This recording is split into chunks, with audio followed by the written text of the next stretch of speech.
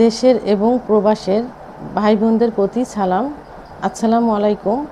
আমি প্রভাষক doctor Rikta Parvin, chamber সেবা হোমিও কমপ্লেক্স অ্যান্ড সেবা ডিজিটাল ল্যাব, উপজেলা মডেল মসজিদের পূর্ব পাশে, শিমুলিয়া, মাগুরা।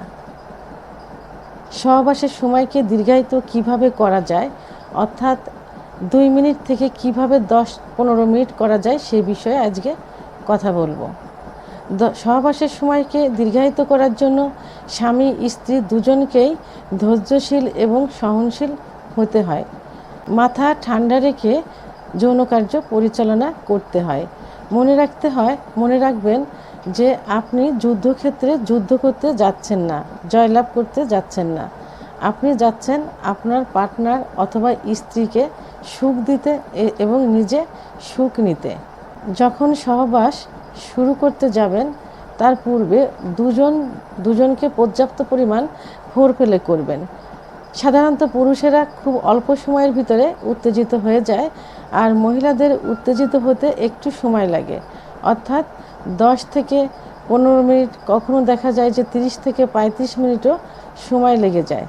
এই জন্য দুজনকে পর্যাপ্ত পরিমাণে ফোরপ্লে করবেন। যখন দেখবেন যে চরম উত্তেজিত হয়ে গেছেন, ঠিক সেই মুহূর্তে যৌনকার্য শুরু করবেন।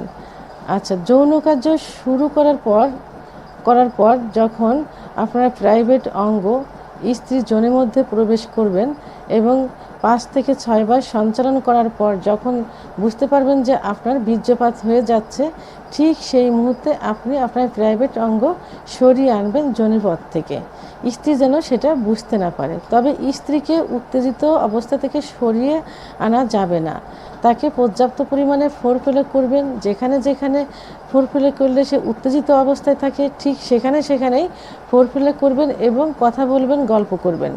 এর মধ্যে দেখবেন যে আপনার প্রাইভেট অঙ্গ নিস্তেজ হয়ে গেছে। তো আবার যখন নিস্তেজ অবস্থা থেকে আবার শুরু করার ডিসিশন নেবেন, তখন মন মানসিকতা সেইভাবে তৈরি করবেন। তবে যৌনকার্য পরিচালনার পূর্বে অর্থাৎ সহবাসে আসার পূর্বে আপনি কিছু খাবার খেয়ে নেবেন, যেমন 1 গ্লাস কুসুম গরম দুধ, 1টা ডিম, 1টা কলা, 2টা খেজুর, 2টা কাজু বাদাম, অন্তত সহবাসের 1 ঘন্টা আগে এইগুলো খেয়ে নেবেন। তাহলে আপনার এনার্জিটা বেড়ে যাবে। যখন দেখবেন যে আপনার ওঠানামা করতে অর্থাৎ থেমে সহবাস করতে যখন দেখবেন যে আপনার প্রাইভেট অঙ্গটা নিস্তেজ হয়ে গেছে, আপনি যখন আবার মন শুরু করবেন যে আবার শুরু করব, ঠিক আবার উত্তেজিত হয়ে যাবে। এই জন্য খাবারগুলো 1 ঘন্টা আগেই খেয়ে নেবেন। তো যখন প্রাইভেট আবার যৌনকার্য পরিচালনা করবেন, তখন আবার সেইভাবে নিজেকে প্রস্তুত করে যৌনকার্য শুরু করবেন। আবার 5 থেকে 6 বার সঞ্চালন করার পর যখন আবার বীর্যপাত হওয়ার সম্ভাবনা হবে, ঠিক তখন আবার এইভাবে বের করে ফেলবেন। স্ত্রীকেও সেভাবে ফোরপ্লে করতে থাকবেন। এভাবে পর্যায়ক্রমে কয়েকবার করলে দেখা যাবে যে 10 থেকে 15 মিনিট আপনি হাতে সময় পেয়ে যাবেন। আচ্ছা, এটার জন্য আরেকটা পদ্ধতি অবলম্বন করা যায়, অর্থাৎ প্রাইভেট অঙ্গ অত্যন্ত সেন্সিটিভ, যেখানে স্ত্রীর যোনির মধ্যে যে স্পট জায়গা থাকে, ওর স্পর্শ পেলেই এটা উত্থান হয় এবং কয়েকবার সঞ্চালন করলেই বীর্যপাত হয়ে যাওয়ার সম্ভাবনা হয়ে যায়। এই জন্য অ্যানেস্থেটিক জাতীয় কিছু ব্যবহার করবেন। এর মধ্যে যেমন কন্ডমটা কিন্তু রাবার জাতীয়, এটা ব্যবহার করলে সহজেই প্রাইভেট অঙ্গের স্কিনে কিন্তু ওইভাবে স্পর্শ হবে না, অর্থাৎ একটু দেরিতেই আপনার বীর্যপাত হবে। আবার আপনি এটাও করতে পারেন, অ্যানেস্থেটিক জাতীয় ভ্যাজলিন অথবা জেলি ব্যবহার করতে পারেন। যেমন আমরা শীতের সময় যে ভ্যাজলিনটা ব্যবহার করি, এটা কিন্তু অনেকটাই অ্যানেস্থেটিক জাতীয়, অর্থাৎ অবশ ধরনের। এই ভ্যাজলিনটা আপনি ব্যবহার করতে পারেন। এটা প্রাইভেট অঙ্গের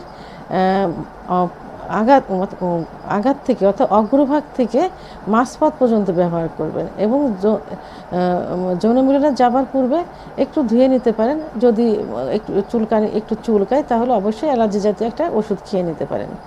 তো তাহলে দেখা গেল কি যে আপনি অ্যানেস্থেটিক জাতীয় জেলি অথবা ভ্যাজলিন, কন্ডম ব্যবহার করেও দীর্ঘ সময় যৌনকার্য পরিচালনা করতে পারেন।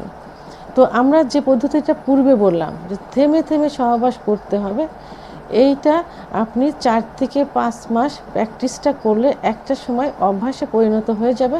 তখন এই থেমে থেমে সহবাস আর করা লাগবে না, এমনিতে আপনার সময়টা বেড়ে যাবে।